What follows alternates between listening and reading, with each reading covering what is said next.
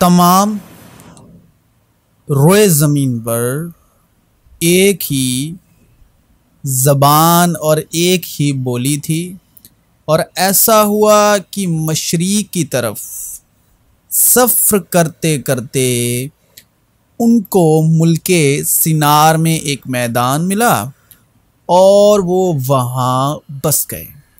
और उन्होंने आपस में कहा, आओ हम ईंटें बनाएं और उनको आग में खूब पकाएं। सो उन्होंने पत्थर की जगह ईंट से और चूने की जगह गारे से काम लिया, और फिर वो कहने लगे कि आओ हम अपने वास्ते एक शहर और एक बुर्ज जिसकी चोटी आसमान तक पहुँचे बनाएं, और यहाँ अपना नाम करें। ऐसा ना हो कि हम तमाम रोए ज़मीन पर परगंदा हो जाएं। और खुदावंद इस शहर और बुर्ज को जिसे बनी आदम बनाने लगे देखने को उतरा, और खुदावंद ने कहा, देखो ये लोग सब एक हैं और इन सबों की एक ही ज़ुबान है। वो जो ये करने लगे हैं तो अब कुछ भी जिसका वो इरादा करें उनसे बाकी ना छूटेगा। सो आओ हम वहाँ जाकर उनकी ज़बान में इख्तिलाफ़ डालें ताकि वो एक दूसरे की बात समझ ना सकें। बस खुदावंद ने उनको वहाँ से तमाम रोए ज़मीन में परगंदा किया। सो वो उस शहर के बनाने से बाज आए, इसलिए उसका नाम बाबुल हुआ, क्योंकि खुदावंद ने वहाँ सारी ज़मीन की ज़बान में इख्तिलाफ़ डाला और वहाँ से खुदावंद ने उनको तमाम रोए ज़मीन पर परगंदा किया। आज दुनिया में 7,000 से अधिक भाषाएं बोली जाती हैं। हालांकि सटीक संख्या लगातार बदलती रहती है। लगभग 90% भाषाएं 1 लाख से कम लोगों द्वारा बोली जाती हैं। केवल 150 यानी 150 200 यानी 150 से लेकर 200 150 से 200 भाषाएं 10 लाख से ज़्यादा लोगों द्वारा बोली जाती हैं। 46 भाषाओं को सिर्फ एक ही वक्ता बोलता है। लगभग 44% भाषाएं जो हैं वो लुप्त प्राय हैं और बोलने वालों की संख्या 1000 से भी कम बची है। जो कोयनी ग्रीक हेलेनिस्टिक का लगभग 300 ईसा पूर्व से 300 ईस्वी में एक आम भाषा के रूप में उभरी।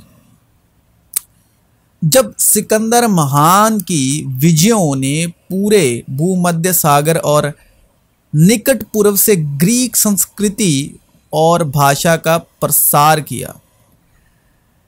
कोयनी ग्रीक यानी यूनानी नया नियम, बाइबल का न्यू टेस्टामेंट नया नियम, न्यू टेस्टामेंट कोयनी ग्रीक में लिखा गया, जो पहली शताब्दी ईस्वी से रोमन भूमध्य सागरीय दुनिया में व्यापक रूप से बोली जाने वाली भाषा थी। शलोम मसीह यीशु में आप सबों की सलामती हो। आज जो फजल और सच्चाई के अधीन मुकाशफा है वो है खुदा एक है। खुदा एक तो है मगर एक कैसे है, और अगर वो एक है तो वो एक कौन है, यही आज का हमारा मुकाशफा है। आखिर तक बने रहें। परमेश्वर खुदा गॉड एलोहीम एदोनाई थियूस एली एक है। खुदा रूह है और खुदा मोहब्बत है, खुदा सच्चाई है रूहुल कुद्स के वसीले। और वो ये नया गीत गाने लगे कि तू ही इस किताब के लेने और उसकी मोहरें खोलने के लायक है, क्योंकि तूने ज़बां होकर अपने खून से हर एक कबीले और अहले ज़बान और उम्मत और कौम में से खुदा के वास्ते लोगों को ख़रीद लिया और उनको हमारे खुदा के लिए एक बादशाहत और काहिन बना दिया। एक बादशाहत और काहिन बना दिया। वो कलाम कौन है, क्या है? कलाम की गहराई, लंबाई, चौड़ाई, ऊंचाई, रूहानी मुकाशफा। अब जेनेसिस यानी बेरेशित, उत्पत्ति, पैदाइश, एक बाप उसकी एक आयत में इब्रानी में पढ़ने जा रहा हूं। लिखा है बेरेशित बर्रा एलोहीम इत। अब जो इब्रानी जो भाषा है, हिब्रू भाषा है, ये पुराने अहदनामे की, ओल्ड टेस्टामेंट की मूल भाषा है। और जो ओल्ड टेस्टामेंट है वो इब्रानी में लिखा है यानी हिब्रू में, और खास कर तोरा। और वो लिखा किसने है? मूसा ने।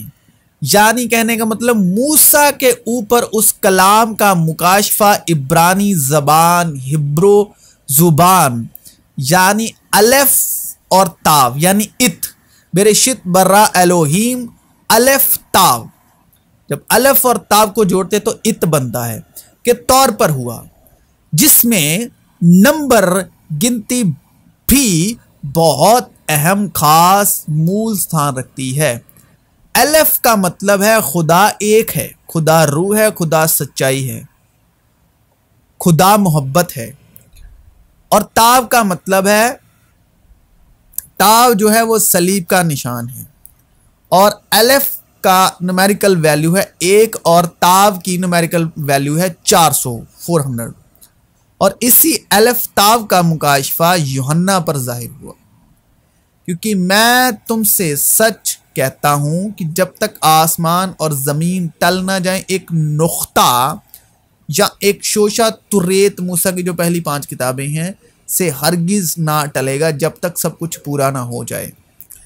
उसी तरह मेरा कलाम अलेफ ताव जो मेरे मुंह से निकलता है होगा, वो बेअंजाम मेरे पास वापस ना आएगा, बल्कि जो कुछ मेरी ख्वाहिश होगी वो उसे पूरा करेगा और उस काम में जिसके लिए मैंने उसे भेजा मुअस्सिर होगा। और वो खून की छिटकी हुई पोशाक पहने हुए हैं और उसका नाम कलामे खुदा है। और किसी दूसरे के वसीले से निजात नहीं, क्योंकि आसमान के तले आदमियों को कोई दूसरा नाम नहीं बख्शा गया जिसके वसीले से हम निजात पा सकें।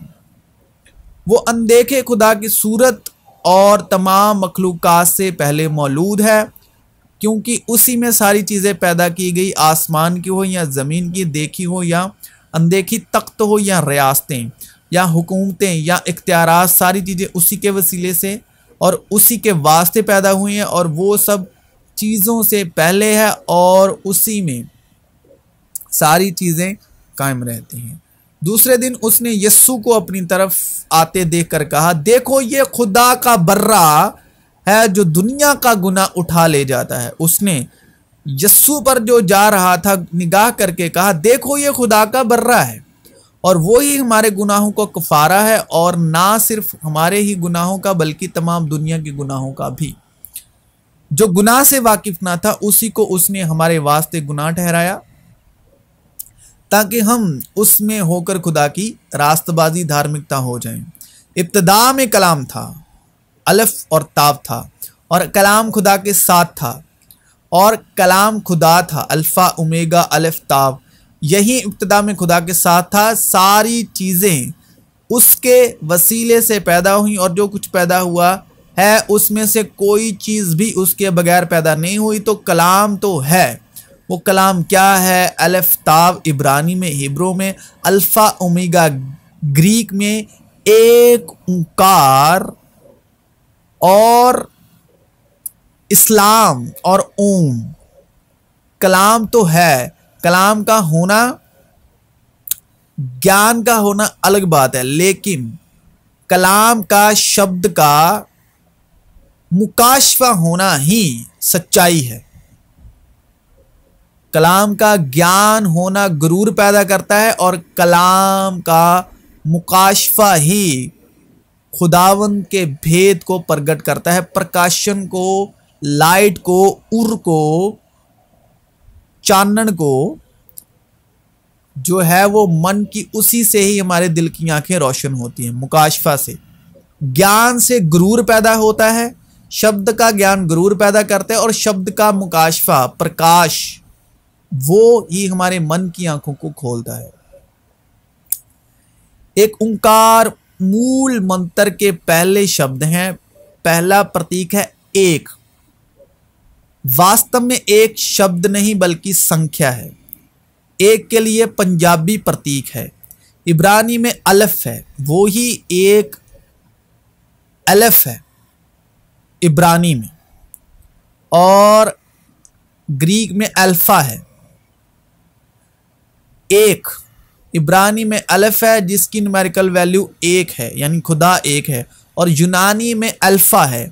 और ओंकार मूल मंत्र का आरंभिक वाक्य है जो गुरु ग्रंथ साहिब में आरंभिक वाक्य के रूप में मौजूद है, तथा श्री गुरु नानक देव जी की पहली रचना मूल मंत्र जपजी साहिब की शुरुआत में है एक ओंकार, जिसका अर्थ है एक ईश्वर। और ये मूल मंत्र का पहला भाग है जो एक आधारभूत प्रार्थना है जिसे गुरु नानक देव जी ने 15वीं शताब्दी में प्रस्तुत किया था। यानी कहने का मतलब यह है कि श्री गुरु नानक देव जी को 15 शताब्दी में शब्द का प्रकाशन हुआ, मुकाशफा हुआ, और ये समय समय पर जिस पर खुदा ने चाहा है उसको, उस पर अपने आप को प्रकट किया है। जिस पर खुदा ने चाहा है ये खुदा के इरादे पर मौकूफ है, उस पर खुद को प्रकट किया है, अपने आप को उंडेला है, उस पर प्रकाशन दिया है। ये खास खुदा के इरादे पर मौकूफ है। यानी खुदा का प्रकाशन मिला, गॉड का प्रकाशन मिला। एक ओंकार, एक ईश्वर निशान है, सर्वव्यापी सृष्टिकर्ता में विश्वास का प्रतीक है। शेमा इज़राइल, यानी ये इज़राइल सुन, शेमा इज़राइल एदोनाई एलहीनो एदोनाई अखेद थियूस, यानी ये एक ओंकार, अलफ, ताव, अल्फा, ओमेगा, ये यही है कि खुदा एक है। इसका मतलब ये है कि खुदा एक है, खुदा मोहब्बत है, खुदा सच्चाई है। लेकिन समय समय पर जिसको खुदा ने चाहा अपने आप को उस पर प्रकट किया है, अपना मुकाशफा दिया है, प्रकाशन दिया है, चानन दिया है, लाइट दी है, उर दिया है। उर इब्रानी में लाइट को कहते हैं। थ्यूस हाइस, यानी गॉड इज वन, खुदा एक है। और ओम, ओम भी उसी का मुकाशफा है जो शांति, शांति, यानी ओम शांति का प्रतीक है, पीस का। इस्लाम का मतलब भी पीस है और इसको इब्रानी में कहते हैं शलोम। ओम शांति, शांति, इस्लाम और शलोम, इसका एक ही मतलब है शांति, पीस।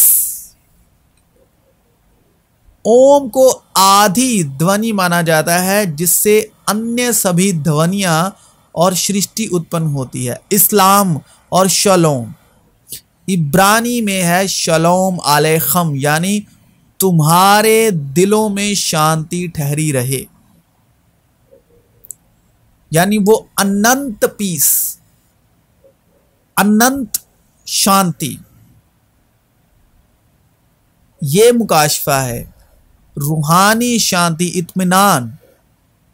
अगर हम इब्रानी में शलोम कहें यानी शांति कहें, शलोम, शलोम के साथ आता है ओम, शालोम, शलोम के साथ आता है ओम, ठीक है।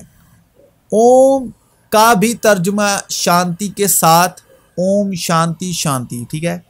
तो 3 बार आता है ओम शांति शांति शांति। और शलोम आलेखम यानी तुम्हारे दिल की, जो दिल को शांति मिले, वो अनंत शांति जो खुदा की शांति है। इस्लाम का भी मतलब है शांति, शालोम। तो ये रूहानी मुकाशफा है और जिसको चाहे खुदा ने दिया है। इन रूहानी शब्दों का मुकाशफा है कि खुदा शांति है, पीस है, मगर रूह का फल मोहब्बत, खुदा मोहब्बत है, खुदा सब्र है, खुशी है, इत्मीनान है। यानी खुदा यानी ये रूह का फल है। इत्मीनान है, तहम्मुल है, मेहरबानी है, नेकी है, ईमानदारी है, हिल्म, परहेज़गारी है। ऐसे कामों की कोई शरीयत मुखालफत नहीं।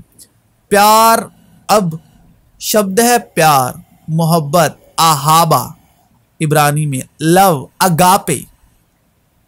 अगापे मोहब्बत साबिर है और मेहरबान। मोहब्बत हसद नहीं करती, मोहब्बत शेखी नहीं मारती और फूलती नहीं, नज़ेबा काम नहीं करती, अपनी बेहतरी नहीं चाहती, झुंझलाती नहीं, बदगुमानी नहीं करती, बदकारी से खुश नहीं होती बल्कि रास्ती से खुश होती है, सब कुछ सह लेती है, सब कुछ यकीन करती है, सब बातों की उम्मीद रखती है, सब बातों की बर्दाश्त करती है। मोहब्बत को जवाल नहीं, नबूवतें हो तो मौकूफ़ हो जाएंगी, ज़बानें हो तो जाती रहेंगी, इल्म हो तो मिट जाएगा, क्योंकि हमारा इल्म नाकिस है और हमारी नबूवत नातमाम। लेकिन जब कामिल आएगा तो नाकिस जाता रहेगा। अगर ईमान, उम्मीद, मोहब्बत ये तीनों दायमी है, मगर अफजल इल्म मोहब्बत है। जो मोहब्बत नहीं रखता वो खुदा को नहीं जानता, क्योंकि खुदा मोहब्बत है। जो मोहब्बत खुदा को हमसे है वो इससे जाहिर हुई कि खुदा ने अपने इकलौते बेटे को दुनिया में भेजा है ताकि हम उसके सबब से ज़िंदा रहें। और उम्मीद से शर्मिंदगी हासिल नहीं होती, क्योंकि रूहुल कुद्स जो हमको बख्शा गया है उसके वसीले से खुदा की मोहब्बत हमारे दिलों में डाली गई है। क्योंकि जब हम कमज़ोर ही थे तो ऐन वक्त पर मसीह बेदीनियों की खातिर मोया। किसी रास्तबाज की खातिर भी मुश्किल से कोई अपनी जान देगा, मगर शायद किसी ने एक आदमी के लिए कोई अपनी जान तक दे देने की जुर्रत करे। लेकिन खुदा अपनी मोहब्बत की खूबी हम पर यूँ जाहिर करता है कि जब हम गुनाहगार ही थे मसीह हमारी खातिर मोया। पास जब हम उसके खून के बायस अब रासबा ठहरे तो उसके वसीले से गज़बे इलाही से ज़रूर ही बचेंगे। क्योंकि जब बावजूद दुश्मन होने के खुदा से उसके बेटे की मौत के वसीले से हमारा मेल हो गया, तो मेल होने के बाद तो हम उसकी ज़िंदगी के सबब से ज़रूर ही बचेंगे। और सिर्फ यही नहीं बल्कि अपने खुदावंद यीशु मसीह के सबब, जिसके वसीले से अब हमारा खुदा के साथ मेल हो गया, खुदा पर फ़ख्र भी करते हैं। अब बुतों की कुर्बानियों की बाबत यह है, हम जानते हैं कि हम सब इल्म रखते हैं। इल्म गुरूर पैदा करता है, ज्ञान गुरूर पैदा करता है, लेकिन मोहब्बत तरक्की का बायस है। यानी मोहब्बत का प्रकाशन तरक्की का बायस है। शब्द का ज्ञान गुरूर पैदा करता है और शब्द का, कलाम का प्रकाशन ही तरक्की का बायस है। तब एक ने जो बच गया था जाकर अब्राम इब्रानी, यानी अब्राम जो इब्रानी को हिब्रो को खबर दी, जो इसकाल और अनेर के भाई मामरे अमोरी के बलूतों में रहता था, और ये अब्राम के हम अहद थे। हर चीज़ का एक मौका और हर काम का जो आसमान के नीचे होता है एक वक्त है। कलाम खुदा के साथ, यानी अलिफ ताव दोनों एक साथ थे। अब अलिफ और अलिफ का मुकाशफा क्या है? जैसे कि हिब्रो निशान की भाषा है, ज़ुबान है, लैंग्वेज है। शब्द है अलिफ ताव, हिब्रो में है अलिफ ताव और ग्रीक में है अल्फ़ा ओमेगा, यानी यूनानी में। इब्रानी भाषा जो है वो निशान की भाषा है और यूनानी भाषा जो है वो ज्ञान की भाषा है। लेकिन तुम उसकी तरफ से मसीह यस्सु में हो जो हमारे लिए खुदा की तरफ से हिकमत ठहरा, ज्ञान ठहरा, यानी रास्तबाजी। ज्ञान क्या है? रास्तबाजी। रास्तबाजी जो ईमान के वसीले है, रास्तबाजी ईमान का भेद और पाकीज़गी, मखलसी और पिलातूस ने एक किताबा लिखकर सलीब पर लगा दिया। उसमें यह लिखा हुआ था, यस्सु नासरी यहूदियों का बादशाह। उस किताबा को बहुत से यहूदियों ने पढ़ा, इसलिए कि वो मकाम जहाँ यीशु सलीब दिया गया था शहर के नज़दीक था और वो इब्रानी और लतीनी और यूनानी में लिखा हुआ था। और अगर किसी ने कोई ऐसा गुनाह किया हो जिससे उसका कत्ल वाजिब हो और तुम उसे मारकर दरख्त से टांग दो, यानी सलीब यानी ताव इब्रानी में। मसीह जो हमारे लिए लानती बना, उसने हमें मोड़ लेकर शरीयत की लानत से छुड़ाया, यानी दुनिया की लानत, दुनिया का गुनाह। क्योंकि लिखा है कि जो कोई लकड़ी पर लटकाया गया वो लानती है, ताकि मसीह यस्सु में इब्राहिम की बरकत गैर कौमों तक भी पहुंचे और हम ईमान के वसीले से उस रूह को हासिल करें जिसका वादा हुआ है। यानी जो खास बात जाहिर हुई, रोशन हो रही है कि मूसा के ऊपर यीशु मसीह खुदावंद बाप का मुकाशफा, यीशु मसीह और खुदावंद खुदा यानी बाप का मुकाशफा अलफ और ताव के तौर पर हुआ। तुम किताब मुकद्दस में ढूंढते हो, यानी पवित्र शास्त्र में, पुराने अहदनामे में ढूंढते हो, क्योंकि समझते हो कि उसमें हमेशा की ज़िंदगी तुम्हें मिलती है और ये वो है जो मेरी गवाही देती है। फिर भी तुम ज़िंदगी पाने के लिए मेरे पास आना नहीं चाहते। ज़िंदगी, फजल और सच्चाई का मुकाशफा, ईमान का मुकाशफा। अब ये जितने भी यहूदी, फ़कीह, फरीसी, सदूकी, ये सब के सब शरीयत के उस्ताद तो थे, रब्बी तो थे, मगर इन पर शरीयत का मुकाशफा जाहिर ना था। ये ज्ञानी तो थे, मगर ज्ञानी जो है वो गरूर होता है। ज्ञान, इल्म गरूर पैदा करता है, लेकिन इन पर मुकाशफा जाहिर ना था इनको पुराने अहदनामे में। यानी ये लिखे हुए कलाम जो मूसा की तौरात, नबियों के शहीफ ज़बूर, ये उसके उस्ताद यानी आलम शरा तो थे, मगर जिसके हक में ये लिखा हुआ है उसका मुकाशफा नूर इन पर जाहिर ना था, ये तारीकी में थे। फिर उसने उनसे कहा कि ये मेरी वो बातें हैं, यस्सु ने कहा ये मेरी वो बातें हैं जी उठने के बाद जो मैंने तुमसे उस वक्त कही थी जब तुम्हारे साथ था, कि ज़रूर है कि जितनी बातें मूसा की तौरात और नबियों के शहीफों और ज़बूर में मेरी बाबत लिखी हैं पूरी हों। फिर उसने उनका जहन खोला ताकि किताब मुकद्दस को समझे और उनसे कहा, यूं लिखा है कि मसीह दुख उठाएगा और तीसरे दिन मुर्दों में से जी उठेगा और यरूशलेम से शुरू करके सारी कौमों में तौबा और गुनाहों की मुआफ़ी की मनादी उसके नाम से की जाएगी। तुम इन बातों के गवाह हो। और देखो, जिसका मेरे बाप ने वादा किया है मैं उसको तुम पर नाजिल करूँगा। क्या मसीह को ये दुख उठाकर अपने जलाल में दाखिल होना ज़रूर ना था? फिर मूसा से और सब नबियों से शुरू करके सारे नविश्तों में जितनी बातें उसके हक में लिखी हुई हैं वो उनको समझा दी, जिससे इस जहां के सरदारों में से किसी ने ना समझा, क्योंकि अगर समझते तो जलाल के खुदावंद को सलीब ना देते। और सज़ा के हुक्म का सबब यह है कि नूर दुनिया में आया और आदमियों ने तारीकी को नूर से ज़्यादा पसंद किया, इसलिए कि उनके काम बुरे थे। इसलिए कि खुदा ही है जिसने फरमाया कि तारीकी में से नूर चमके, और वो ही हमारे दिलों में चमका ताकि खुदा के जलाल की पहचान का नूर यीशु मसीह के चेहरे से जलवागर हो। वो अपने घर आया और उसके अपनों ने उसे कबूल ना किया। उसमें ज़िंदगी थी और वो ज़िंदगी आदमियों का नूर था, और नूर तारीकी में चमकता है और तारीकी ने उसे कबूल ना किया। क्योंकि अगर तुम मूसा का यकीन करते तो मेरा भी यकीन करते, इसलिए कि उसने मेरे हक में लिखा है।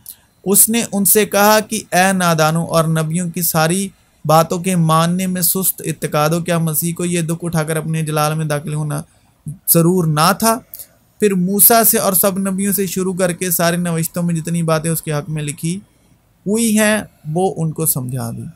फिर उसने उनसे कहा कि ये मेरी वो बातें हैं जो मैंने तुमसे उस वक्त कही थी जब तुम्हारे साथ था, कि ज़रूर है कि जितनी बातें मूसा की तौरात यानी मूसा की पहले 5 किताबें और नबियों के शहीफ और ज़बूर में मेरी बाबत लिखी हैं पूरी हों। फिर उसने उनका जहन खोला ताकि किताब मुकद्दस को समझें और उनसे कहा, यूं लिखा है कि मसीह दुख उठाएगा और तीसरे दिन मुर्दों में से जी उठेगा और यरूशलेम से शुरू करके सारी कौमों में तौबा और गुनाहों की मुआफ़ी की मनादी उसके नाम से की जाएगी। जब ईद पेंतिकुस्त का दिन आया तो वो सब एक जगह जमा थे कि यकायक आसमान से ऐसी आवाज़ आई जैसे ज़ोर की आंधी का सन्नाटा होता है, और उससे सारा घर जहाँ वो बैठे थे गूंज गया और उन्हें आग के शोले की सी फटी हुई ज़बानें दिखाई दी और उनमें से हर एक पर आ ठहरी और वो सब रूहुल कुद्स से भर गए और गैर ज़बानें बोलने लगे जिस तरह रूह ने उन्हें बोलने की ताकत बख्शी। और हर कौम में से जो आसमान के तले है खुदा तरस यहूदी यरूशलेम में रहते थे। जब ये आवाज़ आई तो भीड़ लग गई और लोग दंग हो गए, क्योंकि हर एक को यही सुनाई देता था कि ये मेरी ही बोली बोल रही हैं। और सब हैरान और मुताज्जिब होकर कहने लगे, देखो ये बोलने वाले क्या सब गलीली नहीं?